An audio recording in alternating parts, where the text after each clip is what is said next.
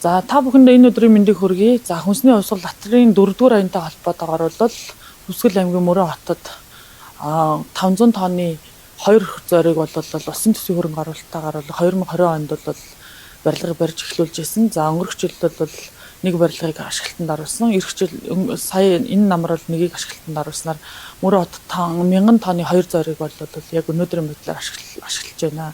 За 1 тонн 500 тонны зоринд бол 400 тонн хүнсний ногоог бол хадгалсан.